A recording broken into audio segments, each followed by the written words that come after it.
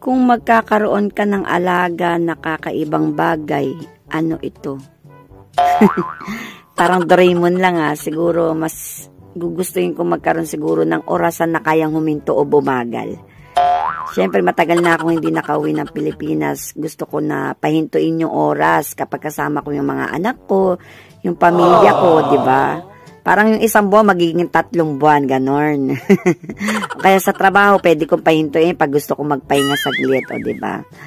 O di kaya gusto kong magkaroon ng siguro na pitakan na kayang mag-ipon.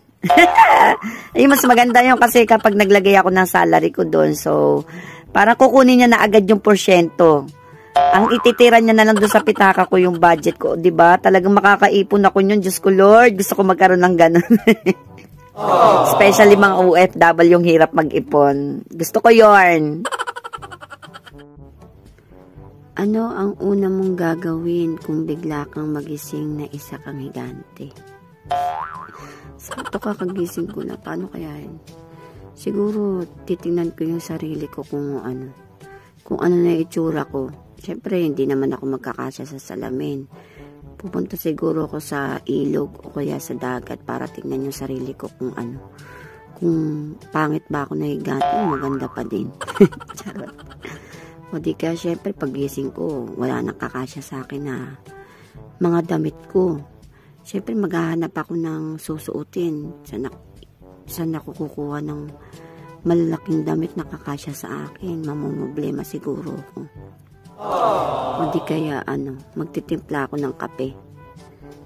Siyempre gamit ko yung isang drum, di naman kakasya sa akin yung isang tasa lang.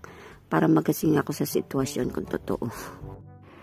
Kung mabibigyan ka ng powers na makausap ang 3 pagkain, anong unang itatanong mo sa kanila?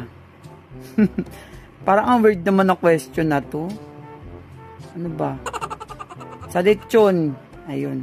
Gusto ko siyang tanungin kung ano bang pakiramdam ng star of the night.